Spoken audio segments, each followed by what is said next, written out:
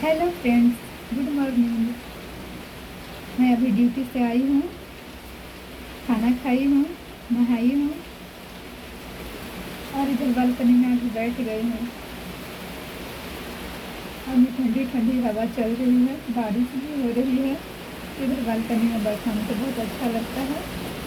मैं अक्सर आकर इधर बैठती हूँ जब ठंडी हवा चलती है और ऐसे बारिश होती है तो। मेरे हस्बैंड से बात हुई थी, वो मुझसे अच्छे से बात किए हैं आगे। और मुझे ऐसा लगता है कि वो मेरी बातों को समझते हैं थोड़ा थोड़ा, क्योंकि मेरा बेटा उन्हें भी परेशान करता है, मुझे ऐसा लगता है। और बेटे की बात कहूँ तो बेटे से भी बात हुई है मेरी, लेकिन उसकी बदतमीजियाँ कम नहीं हुई है। मैं तो सोच रही थी कि वो ड्रग एडिक्शन सेंटर से जब लौटा है तो वो सुधर गया होगा, लेकिन ऐसा नहीं है। हाँ, ये है कि वो नशा नहीं कर रहा है, वो तो अलग ही चीज़ है, लेकिन उसकी बदतमीजियाँ कम नहीं हुई हैं। वो कोई नशा नहीं कर रहा है, यही एक बात पॉजिटिव है अभी, लेकिन उसकी सारी बदमाशियाँ बस की तरफ हैं। तो अभी भी मुझसे बदतमीजी से बात करता है, उसे ज़रा भी शर्मिंदगी नहीं है इस बात की कि मैंने मम्मा के साथ क्या किया है, मम्मा का दिल दुखाया है। अच्छा बिहेव नहीं किया है, उसे इस बात की कोई शर्मिंदगी नहीं है। और मैं कह दूँ कि मेरा बेटा, मैं अगर एक कमी है तो कहा जाए उसमें बस कमियाँ ही कमियाँ हैं। मेरे हस्बैंड कहते हैं कि उसमें अभी बचपना है, लेकिन मैं कहती हूँ कि बचपना क्या रहेगा। बचपना का मतलब मासूमियत, बचपना में मासूमियत होती है, लेकिन उसमें तो मासूमियत भी नहीं है। उसके कारनामों के बारे में अगर मैं बताऊँगी ना तो आप भी परेशान हो जाइएगा।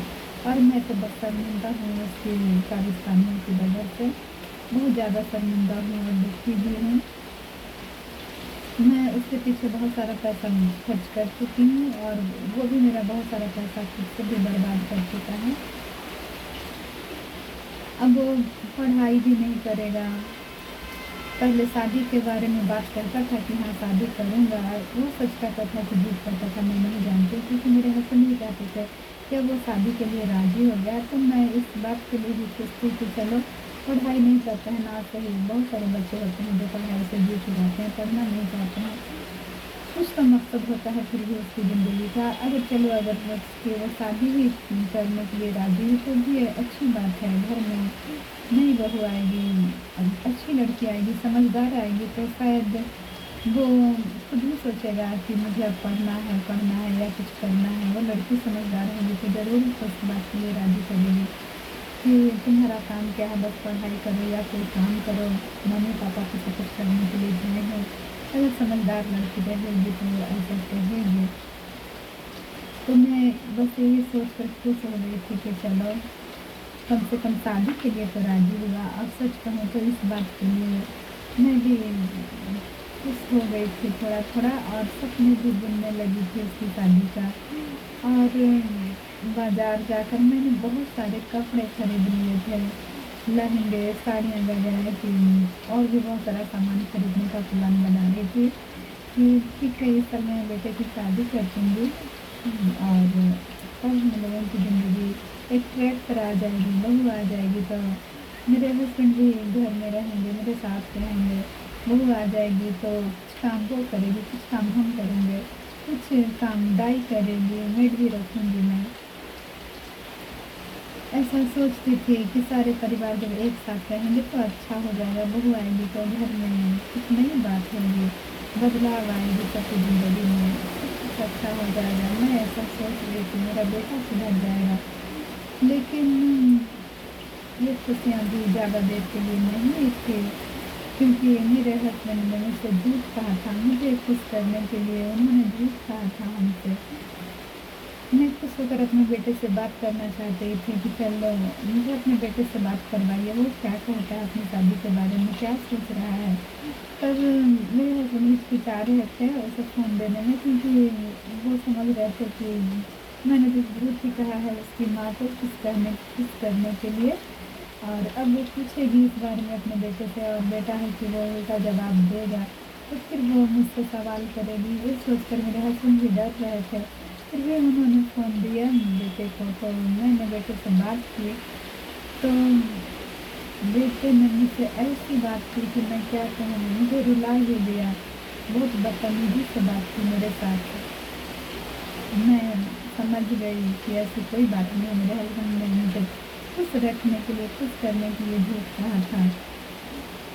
तो अब मैं और भी ज़्यादा दुखी हो गई हूँ इस बात से कि मेरा बेटा कभी नहीं सुधरेगा। वो नहीं सुधरता है, कभी नहीं सुधरेगा। वो सुधरने वाला बच्चा नहीं है। उसने साफ साफ कह दिया है कि मैं शादी भी नहीं करूँगा, पढ़ाई भी नहीं करूँगा। जो आप सोच रहे हैं, आप और पापा जो सोच रहे हैं, मैं वो भी नहीं करूँगा, कुछ भी नहीं करूँगा। और मुझे ऐसा लगता है कि सचमुच में वो कुछ भी नहीं करेगा, बस हम लोगों को परेशान करेगा ज़िंदगी भर। उसका यही मकसद है। वो हम लोगों को परेशान करने के लिए पैदा हुआ है। मुझसे दुश्मनी होगी किसी जन्म का, इसीलिए वो पैदा लिया है मेरे घर में, ताकि वो हमसे तंग कर सके, खा सके मुझे। तो मुझसे मेरे बेटे को खा सके दुश्मनी है। मुझे ऐसा ही महसूस होता है। तो मैंने एक बड़ा फैसला लिया है। हालांकि मेरी शादी के भी 25 साल हो गए हैं, सबको पता है। मेरे बेटे की उम्र भी 20 बरस होने को है। दिसंबर में मेरा बेटा 20 बरस का हो जाएगा। और मुझे ग्रेजुएशन करवाए हुए भी कुछ वक्त बीत गया है। तो फिर भी इसके बावजूद भी मैंने सोचा कि मैं सेकेंड बेबी का प्लान करूँगी, क्योंकि इस बच्चे से तो ज़िंदगी का कुछ नहीं होने वाला है। हम लोगों के भविष्य के लिए बच्चा क्या करने वाला है, कुछ नहीं करेगा। हम लोगों की देखभाल भी ये करेगा कि नहीं करेगा, क्योंकि बुढ़ापे से सबको डर लगता है। मुझे भी डर लगता है कि बुढ़ापे में पता नहीं मेरा लड़का हम लोगों का साथ देगा या नहीं, हम लोगों के लिए कुछ करेगा कि नहीं, जैसे बाकी लोगों के बच्चे करते हैं। क्योंकि मेरा लड़का बाकी लोगों के बच्चों की तरह तो है नहीं। वो बिल्कुल ही अल्टर्ड किस्म का लड़का है। उसकी सारी पर्सनालिटी बहुत अजीब सी है। मैं अपने बेटे के बारे में अगर कुछ सोचती हूँ तो मुझे बहुत बुरा लगता है। उसके कारनामे ही ऐसे ऐसे हैं। वो ना सिर्फ नशाखोरी करता है, बल्कि मैं अगर उसके बारे में कुछ बताती हूँ तो मुझे शर्मिंदगी होती है। मुझे बहुत बुरा लगता है कि मेरा बेटा ऐसा कैसे हो सकता है। मेरे बेटे के चरित्र में इस तरह का अवगुण कहाँ से आ गया, वो ऐसे कैसे हो गया। वो मेरी औलाद नहीं हो सकती है। इसके कारनामों को जब मैं याद करती हूँ ना, उसने जो जो कारनामा कर रखा है, जिसके बारे में सारे लोग जानते हैं यहाँ, तो मैं शर्मिंदा हूँ उसकी हरकतों से। मुझे शर्म आती है उसकी हरकतों के बारे में सोचकर। तो मैं सेटिस्फाई नहीं हूँ अपने बेटे के नेचर से, और डरी हुई हूँ अपने भविष्य को लेकर कि पता नहीं वो हम लोगों के साथ क्या करेगा बुढ़ापे में। कोई सेवा करना तो दूर की बात है, हम लोगों को परेशान भी करके रखेगा ज़िंदगी भर। और जबकि औलाद ही भविष्य होते हैं इंसान अगर सपने भी देखता है तो अपने बच्चों के लिए सपने देखता है, कुछ बनाता है तो अपने बच्चों के लिए बनाता है, जीता है तो अपने बच्चों के लिए जीता है। और मेरी ज़िंदगी में क्या है सबको पता है। ये देखिए बारिश हो रही है तो कितना अच्छा लग रहा है। इधर सब कुछ हरा भरा लग रहा है ना, जोर जोर से बारिश भी हो रही है। अब बारिश की आवाज़ सुन सकते हैं इस वीडियो में। देखिए जोर से कितना अच्छा लग रहा है बारिश का। और ये देखिए नीचे हरियाली, बारिश में हरियाली बढ़ जाती है ना। देखें इधर भी हरियाली है और इधर भी।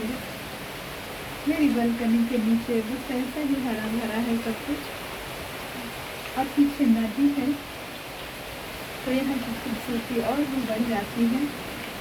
इसलिए मैं इस जगह पर बैठ कर वीडियो बनाती हूँ अक्सर। आप देखते होंगे, और जब बारिश होती है तो और भी अच्छा लगता है। मुझे ठंडा ठंडा लगता है बैठने में। हाँ, तो मैं कह रही थी ना कि मैं बहुत ज़्यादा परेशान हो गई इस बात से। तो फिर मैंने सोचा कि अभी वक्त है, क्यों ना मैं डॉक्टर से मिलूँ दोबारा और सेकंड बेबी के बारे में प्लान करूँ, क्योंकि ये फैसला कोई छोटा फैसला नहीं था मेरे लिए, बहुत बहुत बड़ा फैसला था। 20 सालों के बाद सेकंड बेबी के लिए प्लान करना कोई खेल नहीं होता है। बहुत मन दुखी हो जाता है, डर जाता है, कभी इंसान ऐसा सोचता है, क्योंकि जवान बेटे की माँ ऐसा अगर सोचे तो चटपटा सा लगता है ना। लेकिन अपने भविष्य को लेकर अगर डर है मेरे मन में, तो मैं ऐसा सोचती हूँ तो क्या मैं बुरा कर रही हूँ आपस में, क्योंकि बुढ़ापे में देखभाल करने वाला कोई तो चाहिए ही चाहिए ना। इस वजह से मैं डॉक्टर से मिली, लेडीज डॉक्टर से अपना प्रॉब्लम बताया, तो डॉक्टर ने कहा कि ठीक है, मैं देखती हूँ। फिर मैं सीनियर डॉक्टर से मिली, तो मुँह से सीनियर डॉक्टर हैं PMCH की, उनसे मिली तो उन्होंने कहा कि आप बस IVF ही करवाओ, IVF अच्छा रहेगा, ये इस एज में IVF ही संभव है। तो मैंने इसके लिए भी कोशिश की। IVF सेंटर गई तो वहाँ डॉक्टर से बात किया, तो डॉक्टर ने कहा कि हाँ, हो सकता है आपका, अभी सब कुछ ठीक ठाक है, हो सकता है। तो फिर मैं वहाँ से आई तो हार्ट स्पेशलिस्ट से भी मैंने अपना चेकअप करवाया, तो उन्होंने कहा कि सब कुछ ठीक है, लेकिन IVF का जो प्लान है आपका, उसके लिए भी आप सोचें फिर से, क्योंकि IVF में अक्सर ट्विंस बेबी ही होता है। अक्सर सिंगल बेबी तो बहुत कम होता है, अक्सर ट्विंस बेबी ही होता है। और ट्विंस बेबी का जो एक्सप्रेस होता है, जब 2 मंथ प्रेगनेंसी हो जाती है तो बहुत ज़्यादा वेट हो जाता है, बहुत ज़्यादा पेट बढ़ जाता है, वेट भी बढ़ जाता है, और आपका हार्ट का कंडीशन इतना अच्छा नहीं है, तो डर है कि कहीं हार्ट ब्लॉक ना हो जाए और आप नहीं झेल पाओगे इस स्थिति को, तो जान पर भी बन आएगी। इसलिए ये बात ना सोचें। ये जो है इस वजह से नहीं कह रहा हूँ, बल्कि आपका हार्ट का कंडीशन भी अच्छा नहीं है और प्रेगनेंसी खतरनाक हो सकता है आपके लिए। तो मैंने कैंसिल कर दिया ये प्लान भी।